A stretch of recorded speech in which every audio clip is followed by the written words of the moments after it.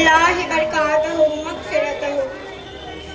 میں کنیز خاتون جنت آج آپ لوگوں کے درمیان عورتوں کے تعلق سے ایسی باتیں بیان کرنے کی کوشش کروں گی جو شاید ہی بظاہر ہمارے عمل سے ظاہر ہوتا ہو، جس کے بنا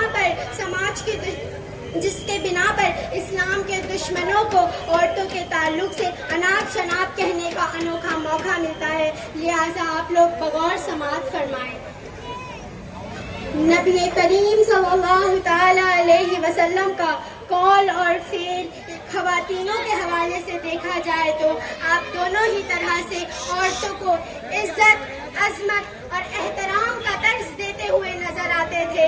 ایک مثال کے طور پر ایک صحابی نے نبی کریم صلی اللہ تعالی علیہ وسلم سے پوچھا، مجھ پر سب سے زیادہ حق کس کا ہے؟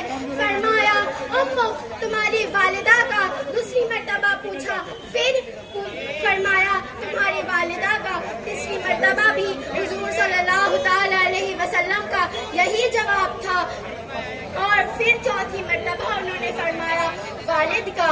حضور صلی اللہ تعالی علیہ وسلم اس واقعے سے بتانا چاہ رہے تھے کہ ماں کا حق باپ سے 3 گنا زیادہ ہے۔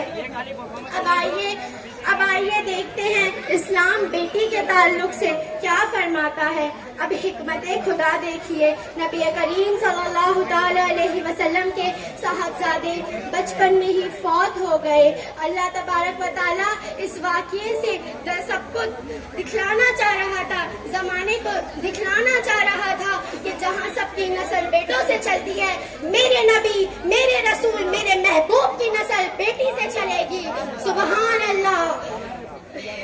اس میں بھی اللہ تبارک و تعالیٰ نے بی بی فاطمہ کو وہ مقام، وہ مرتبہ عطا فرمایا ہے کہ انہوں نے اپنے والد، کوئی اور والد، ایسے ویسے والد نہیں، نبی کریم آپ کے اور میرے ہم جن کی امت میں ہیں، وہ نبی کریم صلی اللہ تعالی علیہ وسلم کی امت انہوں نے چلایا۔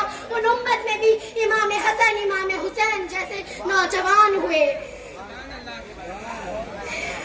اب اور زمانہ جاہلیت تو دیکھیے اب کہ بیٹی پیدا ہوتی ہے تو باپ شرماتا ہے، وہ کسی کو بتانے سے اس کو شرم آتی ہے، اور وہیں بیٹا پیدا ہو جائے تو اس کی خوشی کی کوئی انتہا نہیں ہوتی۔ ارے بے وقوف باپ، تجھے کیا پتا جب وہ بیٹی پیدا ہوئی تو اس نے تیرے گھر میں ایک فرشتوں کا ہجوم لایا، اور اللہ تبارک و تعالیٰ نے اس فرشتوں کو فرمایا کہ اس بیٹی کو اپنے سنہرے پروں میں اٹھا لو، جب تک کہ اپنے باپ کے گھر میں عزت اور عظمت سے ہے، اس کے باپ کے گھر میں کبھی بھی بے برکتی نہیں دینا، میری رحمت اس گھر سے کبھی نہیں اٹھے گی۔ حضور صلی اللہ تعالی علیہ وسلم ایک روایت میں فرماتے ہیں، جب ایک باپ اپنی بیٹی کی پرورش کرتا ہے، اس کی ہر خواہشات پوری کرتا ہے، اس کا ایک نیک گھرانے میں نکاح کرتا ہے، اور وہ بیٹی اس باپ سے خوش ہوتی ہے، تو پھر حضور نے فرمایا اپنی 2 انگلی کا اشارہ دے کر کہ جیسے یہ 2 انگلی ایک دوسرے کے قریب ہے، وہ باپ حشر کے دن میرے قریب ہوگا۔ سبحان اللہ، سبحان اللہ۔ اب آئیے بھائی کے بہن کے تعلق سے اسلام کیا فرماتا ہے دیکھتے ہیں۔ اللہ تبارک و تعالیٰ نے فرمایا، اے بھائیوں، اگر تمہارے حق میں اس دنیا میں کوئی دعا کر سکتا ہے، یا تو وہ تمہاری ماں ہے، یا اس کے چلے جانے کے بعد یا تو وہ تمہاری بہن ہے۔ اگر ماں اس دنیا سے گزر جاتی ہے اور بہن وفات ہے، پھر بھی ماں کے گزرنے کا اتنا فرق نہیں پڑتا، لیکن جب بہن وفات ہو جاتی ہے، جب اس کا انتقال ہو جاتا ہے، تب پتہ چلتا ہے کہ اب میری ماں نہیں ہے، اب میرے حق میں کوئی دعا کرنے والا نہیں ہے۔ اس لیے اپنی بہنوں کی دعائیں لیجئے، وہ گھر میں آیا کریں تو وہ مہمان بن کر آتی ہیں، ان کی ہر خدمت کیجئے۔ اللہ تبارک و تعالیٰ نے فرمایا ہے، بہن کی آنکھ سے نکلا ہوا ایک آنسو کا قطرہ بھائی کے قاتل کبھی میں ضائع نہیں جانے دوں گا۔ اب آئیے بیوی کے تعلق سے دیکھتے ہیں اسلام کیا فرماتا ہے۔